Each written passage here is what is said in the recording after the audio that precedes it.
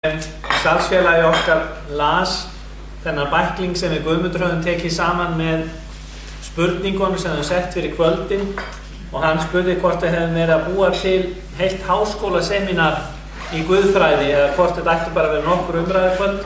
Fundu spurningarnar heldur stórar og margar fyrir hvert kvöld en það spennandi að takast á við þennan veruleika og nú mjög gaman að heyra í ykkur sem hér sitjið og sérstaklega væri gaman ef þau ykkar sem hafa ekki náð að taka til máls hingað til vildu leggja orð í belg en að sjálfsögðu öllum frjálst að leggja orð í belg. Ég kannski reyni að halda aðeins mælendaskrá ef að röðin verður löng og mikil á meðal þeirra sem að vilja tjá sig.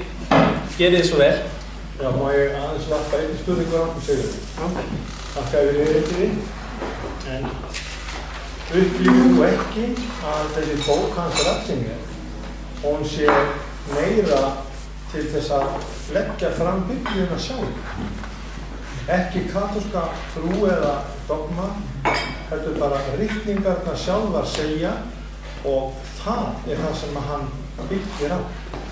Þannig upplifi ég bókina þegar ég les eftir það.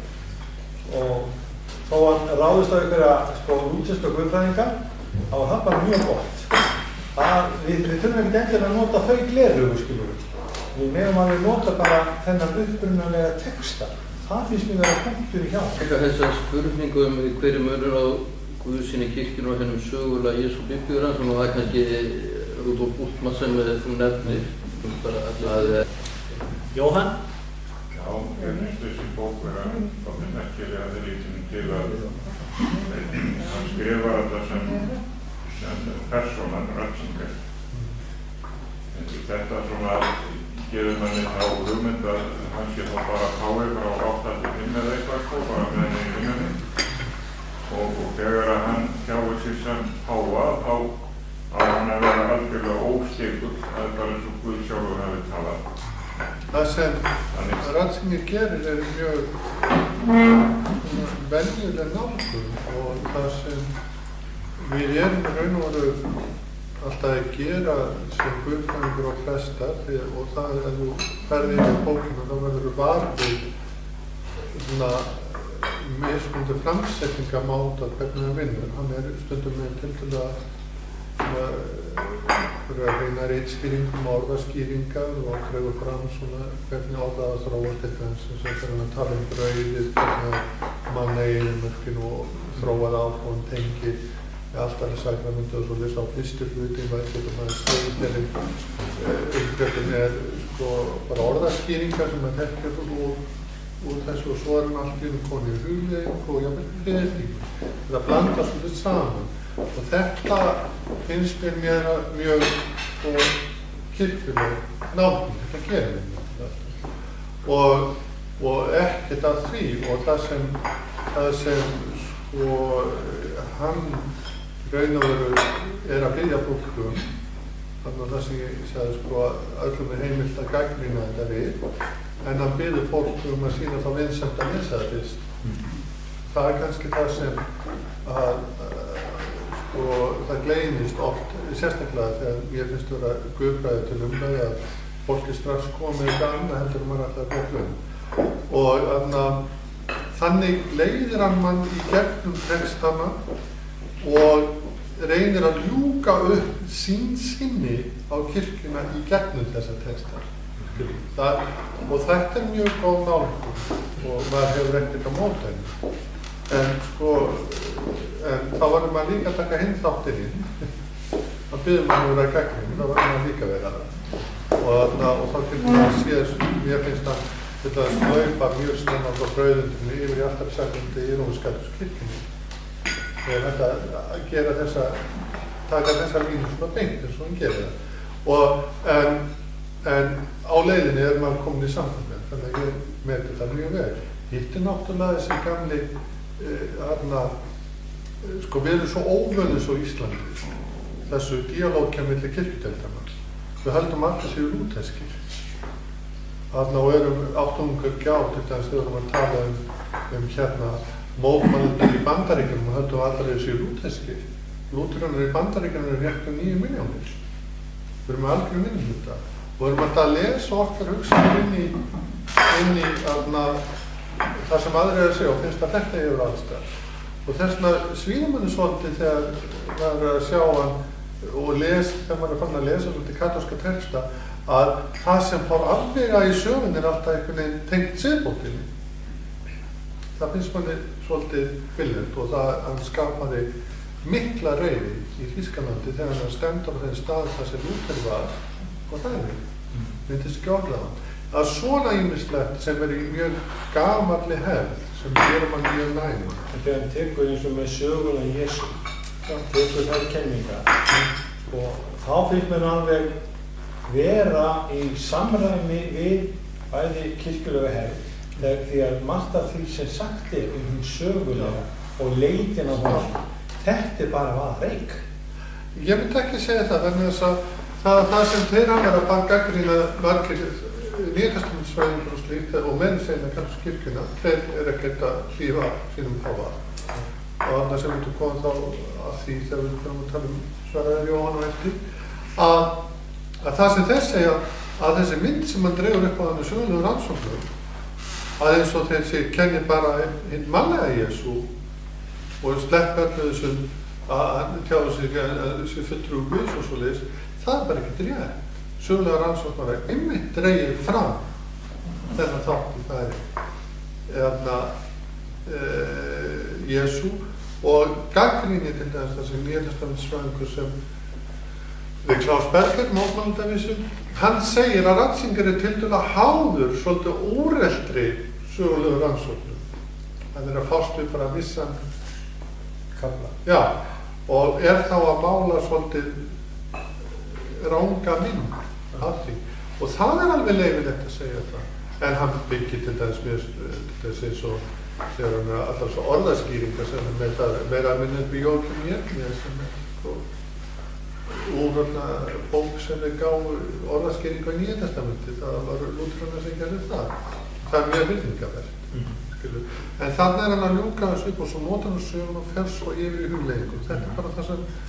En þetta er náttúrulega mikið list. Og svo þú Guðmundur, ég myndi taka munum hann sögulega Jesú og Kristi kirkjuna, þá getum við líka sagt að þú varst að gagnrýna einn sögulegi Jesú myndi bara leiða yfir einhvern móralskan Jesú og siðferðilega boðskap og Kristi kirkjunar væri þá þessi heildarmynd og varst að skjóta á Bultmann. En Bultmann, það er guðfræðingur sem bendur okkur á það, hvernig mætum við persónulega öll okkar Jesú? Er það ekki alltaf í boðum kirkjunar? Hann er alltaf miðlaður. Við komum aldrei á hann beint. Þetta er alltaf í gegnum boðum. Þannig að Kristur kirkjunar er alltaf hinn boðaði og hann breytist ekki, segir það er boðarinn sem ber kirkjuna en ekki kirkjan boðun.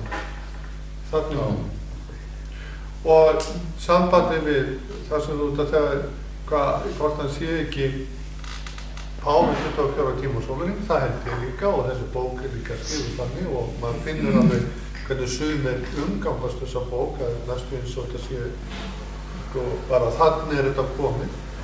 En það má ekki gleyma því að Ratzinger var prófessor í mörg ár og er kennari og kenndi mjög lengi og það er honum eðlilegt að flytja fyrirlestra og maður sér það þegar hann fer til Þýskalands þá heldur hann þetta fyrirlestra og hann hefur reynt að draga þarna mörg og hefur reynt að gera greinirinn skil heldur en fyrri páfinn og maður sér til dæmis sem er mjög merkilegt líka þessa bók að síðasti páfi var alltaf með Maríu mey og gagnrýni á katólsku kirkjuna var á tíma meðal sumra að það var hægt á því að hún var að leysast upp í maríológiska sértrúarsöfnuð. En þess að sértrúarsöfnuð var ekki eftir fjölda heldur hvað þið kemur. Og Maríufræðina var orðin svo mikil það var bara að skikja á guðdóm. Það var eins og það var hægt að tala þrenningu heldur ferðinu. Þetta var til þess síðustu dogmum voru Maríudogmur. Og þess vegna mjög merkilegt hjá einmitt Ratzinger sem kemur frá Þýskalandi, þekkir þess að hörðu guðfræðidiskusjón að hann setur Jesú aftur í miðjum. Þannig að það raunverulega, Guðsríki ekki bara innum samfélag fólks sem lifir í sátt og samlyndi við hvort annað og í einingu við Guð. Takk Þómar, ef ekki að hleypa Sigurjóni aftur. Þetta sko, bara að taka upp þráðum við það sem þú ert að segja. Ég þeirra skoðunur að Ratzinger heldur sér alveg á jörðinni í sinni útleggingu. Það sá sem liðis bókin í gegn, bara teknilega góða sín inn í kristin boðskap og hann heldur sér alveg innan þeirra marka sem myndi segja að væri sko guðfræðilega helvita korrekt og heldur sér við hefðirnar og hann með þegar hann fer út þar sem ég finnst hann vera að fara út fyrir ramma sögulega rannsókna þá gera hann samkvæmt mjög gamalli kristinni hefð að það kvölda allegóri og túlkun á reikningunni en það alltaf haldið mjög fast við textan. Það fer ekki yfir í spekulasjónir sem við getum sagt. Þannig að hann er ekki spekulatífur og svona text á loft, ef við getum sagt.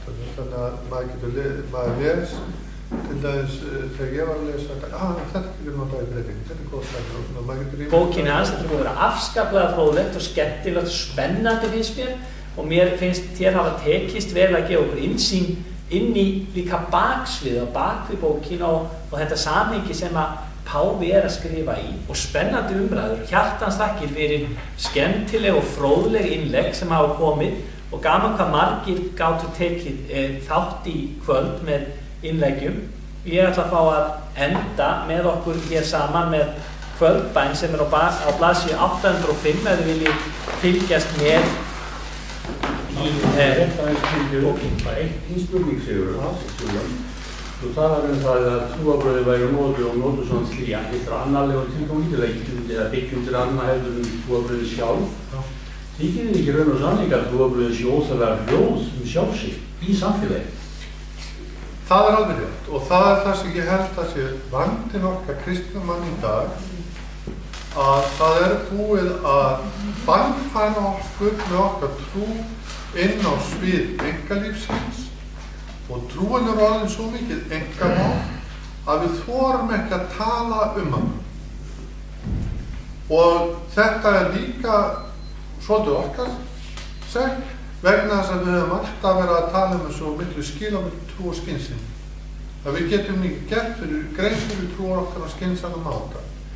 Þarna liggur hundurinn grafinn og ég held að við höfum verið hrædd við að reyna að taka á trúni á þennan fræðilega máta og fyrirgeðu að ég segi það, einmitt það sem þú varst að segja.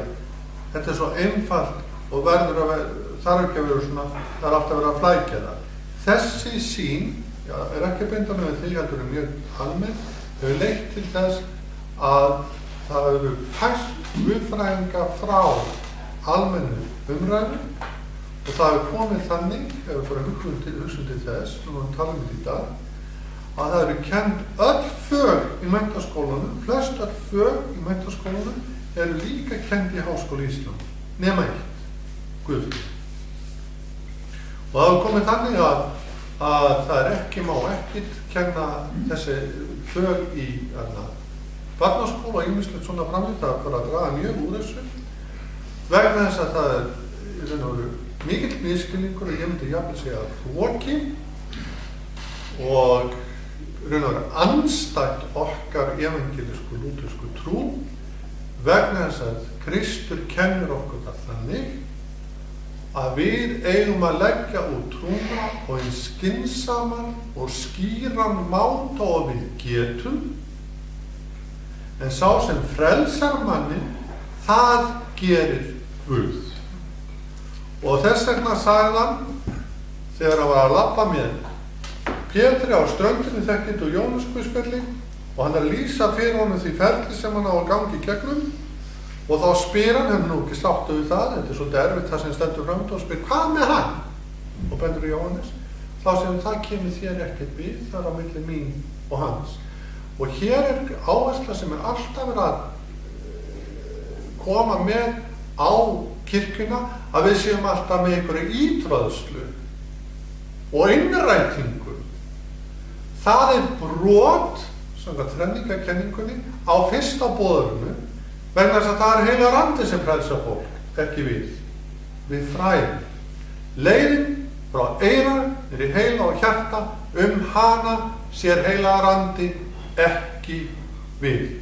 Og hugsið ykkur hvað er þetta þægilegt fyrir predikara á hverjum sunnudegi að vita það að það er ekki hans mál að láta orði virka, heldur heilags anda sem leggur á okkur þá skyldu að tala eins skýrt og við getum og skilmerkilega samkvæmt þeirri skynsemi og fræðslu sem Guð hefur gefið okkur. Skiljið þetta? Og við erum búin að hlaupa allt og mikið í þetta frelsunarmóment. Að reyna að frelsa fólk og láta fá okkur að trúar tilfinningar upplifun. Það er ekki okkar heldur Guðs. Þess að það er sagt, friður Guðs sé með þér, ekki minn friður. Okkar friður er í Guði, ekki okkar hjarta. Það er alltaf óræðilegt. Það er okkar munn. Og þannig erum við að taka okkur vald sem Guð einum ber. Og svo játumst við þessu í umræðinni.